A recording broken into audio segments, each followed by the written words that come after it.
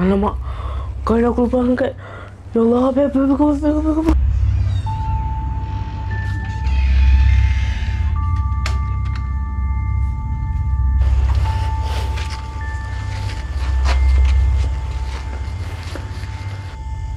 Aduh, mak aku nampak dah. Aduh, mampus lah, mampus.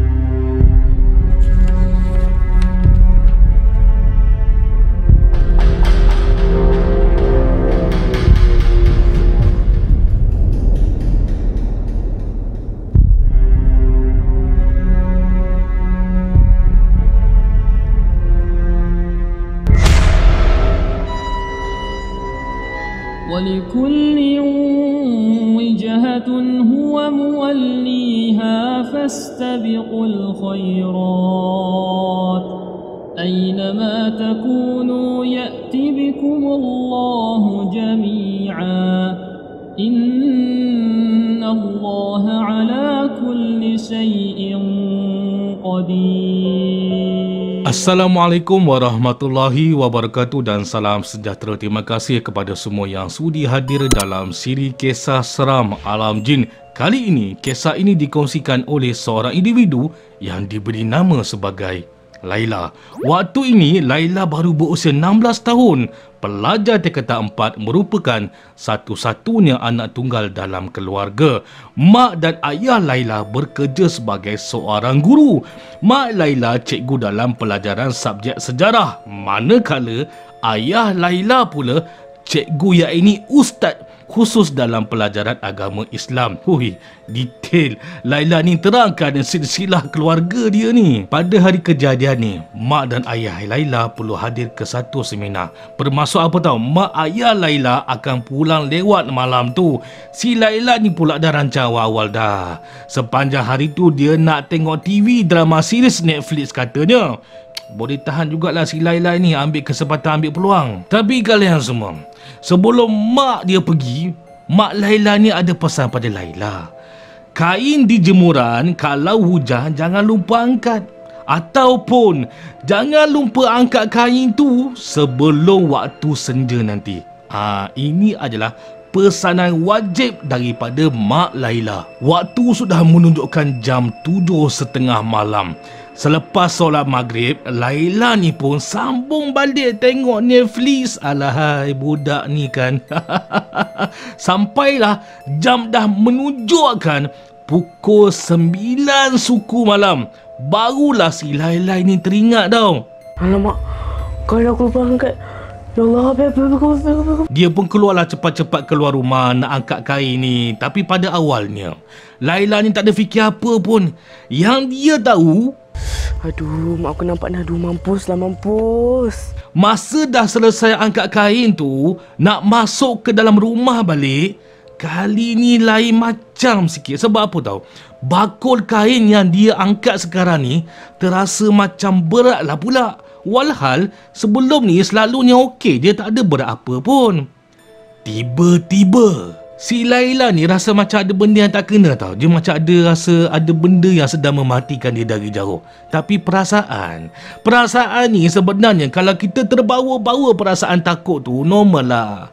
Mainan perasaan dia akan fikir yang bukan-bukan. Jadi apa yang Laila ni buat, dia masuklah ke dalam rumah semula cepat-cepat. Sebab mak ayah dia ni anytime dia boleh sampai ke rumah, longgokan kain dalam bakul yang dia baru saja angkat daripada empayan luar rumah tadi tu, diletakkan di ruang tamu tidak jauh daripada TV yang sedang Laila tengok ni. Tak lama selepas tu, seperti jangkaan, mak dan ayah Laila ni pun sampailah ke rumah. Sampai di rumah, mak ayah Laila ni masuk ke dalam, bagilah bungkusan makanan kepada Laila yang mak ayah dia bungkuskan tadi. Kemudian mak ayah Laila ni pun masuk ke dalam bilik. Jelah nak siapkan diri, nak mandi-mandi semualah. Laila dekat ruang tamu ni seorang-seorang tahu, sambil makan makanan bungkus Said yang mak ayah dia beli tadi tu. Keadaan di ruang tamu pada waktu ketika ini saja dibiarkan gelap. Hanya limpahan biasan cahaya TV saja yang membuatkan ruang tamu ada sedikit terang lah. Entah macam mana, anak mata Laila ni dapat tangkap tahu ada satu pergerakan objek daripada kain dalam bakul tu. Laila pun tengoklah dekat bakul kain tu. Dia tak pasti tahu apa yang dia lihat tadi. Jadi Laila beranggapan mungkin kain tu terjatuh keluar daripada bakul tu disebabkan kedudukan kain tu tadi hampir-hampir nak jatuh keluar agak-agaknya lah. Laila sambung semula fokus pada TV. Sedang syok menonton drama series Netflix di TV ni, pandangan Laila disengajakan nak tengoklah semula pada kain di bakul tu. Kali ini dia agak tersentak, agak terpinga-pinga sekejap. Sebab apa tahu? Setahu dia lah, longgokan kain di dalam bakul tu, longgokan kain tu sepatutnya berada pada paras ketinggian sama data dengan bakul tu. Tapi kali ini dia lihat longgokan kain tu lain macam tingginya. Apa? Dia tersilap tengok ke agak-agaknya? Ida. Longgokan kain ni kali ni dia nampak tinggi, membukit dalam bakul tu. Cuma kali ni tak ambil masa lama. Baru je dia ni nak kalikan pandangan dia semula ke arah TV, tiba-tiba bakul longgokan kain tu macam makin tinggilah pula kain di dalamnya. Masa inilah Laila baru perasan. Agak jelas tahu daripada celahan kain tu ada terbuka sedikit ruang, menunjukkan terdapat sepasang mata entiti sedang melihat dan memerhatikan Laila. Alamak, seram. Apa yang digambarkan oleh Laila kepada kita masa dia dapat lihat sepasang mata daripada celahan rimbunan kain tu? Apa lagi, Laila ni terus menjerit, meloncat bangun daripada sofa, terus berlari menuju ke arah bilik mak ayah dia. Masa dia berlari ke arah bilik mak ayah dia, Laila ni nak tak nak perlu crossover, berlari sebelah bakul tadi tu. Masa ini jugalah dia dapat dengar ada suara yang menakutkan daripada arah bakul kain tu. Nak ke mana tu? Laila ni masuk ke bilik mak ayah dia sambil menangis-nangis meraung-raung. Terkejut-beruklah mak ayah dia ni tengok keadaan Laila ni kan. Laila pun bagi tahulah pada mak dan ayah dia. Pada awalnya ayah ni buat tak tahu je. Jadi mak dia lah yang keluar daripada bilik temankan Laila. Sambil itu Laila ni berceritalah pada mak dia. Sambil dia bercerita, dia tunjuklah pada arah bakul kain tu. Pada awalnya mak dia kata, "Kamu ni Laila, cuba bawa mengucap, itulah, TV je tak habis-habis. Udah, jangan tengok TV lagi. Cubalah baca." Belum habis lagi mak dia bercakap, tiba-tiba bakul kain tu buat perangai lagi. Kali ini bakul kain tu terjatuh, tumbang ke lantai dengan sendirinya. Okey, baik. Kali ini mak Laila terus diam membisu. Dia diam membisu. Sambil dia diam, dia merhatikan bakul kain tu. Macam mana bakul kain tu boleh jatuh? Ini tak logik ni. Ini tak logik. Mak dia pegang tangan Laila, terus tarik bawa masuk ke bilik semula. Kali ini mak dia serius sambil cakap pada ayah Laila, "Bang, anak kita cakap betul bang. Saya sendiri tengok tadi dekat bakul kain." Ayah dia bila tengok respon mak Laila macam tu, terus ayah dia bangun sambil ambil wuduk dekat dalam bilik air. Kemudian ayah dia pergi ke ruang tamu, ambil bakul kain tu, buka pintu utama luar rumah, keluar rumah. Lalu ayah dia meletakkan semula bakul kain tu dekat empayan baju di luar rumah. Ayah dia masuk ke dalam rumah semula. Lepas tu ayah dia pergi ke bahagian dapur, ambil lada hitam. Dia baca-bacalah kat lada hitam tu. Selepas tu ayah dia campak lada hitam tu di setiap bucu dalam rumah dia. Setiap kali ayah dia campak lada hitam ke arah bucu-bucu rumah tu, sambil itu jugalah ayah dia akan baca sesuatu. Sesudah ayah dia melengkapkan balingan lada hitam tu, ayah dia pergilah buka pintu dekat depan rumah, pergi dapur, buka pintu dapur tidur juga. Daripada ruangan dapur dia, ayah dia pergi menghadap kiblat, lalu ayah dia melaunkan azan. Allahu Akbar, Allahu Akbar. Sesudah azan tu dilaungkan, ayah dia pergi balik ke ruangan tamu, pun sama juga menghadap kiblat, lalu melaungkan azan. Allahu Akbar, Allahu Akbar. Selesai dia melaungkan azan, ayah dia ni pun bentarlah sejadah dekat ruangan tamu. Dia dirikan solat sunat. Wallahualam, mungkin solat sunat ajak agak-agaknya. Dah selesai semua kaedah ni, barulah ayah dia datang semula ke arah mereka berdua. Ayah dia kata, maknya, cuba tanya pada Laila tu pasal kain yang dia angkat tadi tu. Mudah je arahan ayah Laila ni, macam seakan-akan tahu-tahu je apa puncanya. Laila pun tak ada pilihan, nak tak nak kenalah bagi tahu berterus terang. Dia pun ceritalah tengok Netflix daripada pagi sampai bawa ke malam tak sedar diri. 9 lebih baru teringat nak angkat kain dekat empayan di luar rumah. Angkat kain cepat-cepat, takut mak dia balik pula, bla bla bla bla bla. Terjegil lah mata mak dia ni. What the kena marah, kena torture lah Laila ni dengan mak dia kan. Malam tu Laila ni minta izin lah dekat mak dengan ayah dia nak tidur bersama-sama dalam bilik mak ayah dia. Dia ni tidur dekat atas lantai beralaskan toto. Kata Laila, Alhamdulillah, dalam rumah dah tak ada gangguan dah tak ada. Tapi buat pengetahuan kalian semua, kadang-kadang mak dia dan ayah dia dapat dengar juga ada bunyi yang pelik-pelik dekat luar rumah masa sepanjang dia nak tidur malam tu. Tak pastilah bunyi apa sebab tak jelas. Jadi Laila dengan mak dia dengan ayah dia pun buat tak tahulah, buat tak reti je lah kan. Asalkan tidak berlaku di dalam rumah udahlah. Tapi dia masih lagi terngiang-ngiang. Suara yang menakutkan yang menegur dia bila mana dia crossover dekat bakul tadi tu. Nak ke mana tu?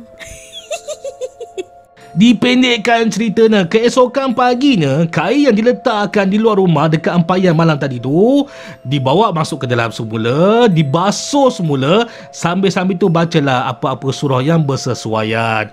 Syukur Alhamdulillah, malam-malam yang seterusnya tak ada apa-apa pun yang berlaku, normal seperti biasa. Nasib baik dicari jalan penyelesaian secepat mungkin sebelum luka yang kecil boleh menjadi besar melarat dan bernanah. Bagi akulah kan, kita tidak boleh menyangkal kisah-kisah seperti Laila ni. Yelah kan, keadaan dan situasi bagi setiap orang berbeza-beza. Begitu juga perasaan dan juga pengalaman yang dilalui oleh setiap Ehsan juga tidak sama. Apa yang dilalui oleh Laila ni adalah berdasarkan pengalaman ngeri beliau. Bukan apa ada yang pernah mengatakan, ish mengarutlah, ini semua nonsen, aku malam-malam sidang kain elok je, okey je. Atau bohong je semua ni, nak angkat kain time-time bila pun boleh sebenarnya, tak ada masalah pun. Macam-macam lagi persepsi pendapat orang lain-lain ni. Tapi itu pendapat sesetengah individu. No problem, hak masing-masing, nak bersuara pun tak ada masalah. Macam yang aku maklumkan tadi, keadaan, situasi, tempat, perasaan dan pengalaman masing-masing adalah berbeza-beza. Diriwayatkan oleh Al-Bukhari dan Muslim hadis yang sahih ya, daripada Jabir bin Abdullah Al-Ansari radhiyallahu anhu bahawa Nabi Muhammad Rasulullah sallallahu alaihi wasallam pernah bersabda, apabila kegelapan malam menjelma atau apabila sudah lewat petang waktunya, maka tahanlah anak-anak kamu ni. Ini kerana pada waktu ketika itu syaitan berkeliaran. Apabila telah berlalu beberapa seketika daripada waktu malam, biarkanlah mereka ni dan tutupkanlah pintu-pintu serta sebutlah nama Allah Subhanahu Wa Taala, kerana syaitan tidak akan membuka pintu yang sudah tertutup. Ini adalah hadis sahih ya, salah satu hadis sahih. Ada banyak lagi, ada beberapa hadis yang lain lagi. Kalian pernah dengar tak perkataan Ummu Sibyan? Ummu Sibyan ni tersangat berkait rapat dengan situasi yang macam ni. Jadi kalau kalian nak tahu apa itu Ummu Sibyan, nanti boleh Google sendiri, boleh semak sendiri di carian Google ya. Aku hanya nak bagi tahu, nak terangkan sedikit saja info berkaitan dengan Ummu Sibyan. Ummu Sibyan ni akan masuk ke dalam rumah disebabkan dua dua perkara. Okey, kalian kena ingat dua perkara ni, iaitu yang pertama adalah bila mana masuk waktu senja. Itu yang pertama. Yang kedua, bila kita angkat pakaian pada waktu maghrib di empayan baju di luar rumah. Bukan kerana apa? Kerana pada waktu ketika ini, beberapa sihir bersifat menumpang baju di empayan waktu senja. Jadi kalau terlupa angkat kain waktu senja ni, biarkanlah dulu. Biarkan je lah. Esok pagi baru ambil, basuh semula kain tu dan sidai macam biasa. Mudah kan? Jangan cari susah. Tak kenal maka tak cinta, tak kena maka tak tahulah masuk merana. Itulah kiasan yang aku boleh paparkan sebagai bayangan kepada kalian. Macam biasalah, jangan lupa ya untuk tekan button subscribe, like on notification dan share supaya menarik lebih ramai lagi tontonan umum lalu menjadi sebahagian keluarga Alam Maya Kisah Seram Alam Jin. Kalau kalian ada kisah-kisah dan pengalaman angkin yang ingin dikongsikan kepada aku, bolehlah PM aku dalam messenger Facebook. Aku dah sediakan link dekat description di bawah ni. Jika diberi peluang, aku akan kongsikan pengalaman kalian semua dalam episod-episod yang akan datang. Dengan izin Allah Subhanahu Wa Taala, insya-Allah kita akan bersua lagi dalam topik bicara kisah-kisah seram yang lebih angker, kisah-kisah seram yang lebih misteri, kisah-kisah seram yang lebih rumit dalam kisah seram Alam Jin. Assalamualaikum warahmatullahi wabarakatuh dan terima kasih kepada kalian semua yang hadir. Alhamdulillah. أعوذ بالله من الشيطان الرجيم وننزل من القرآن ما هو شفاء ورحمة للمؤمنين ولا يزيد الظالمين إلا خسارا.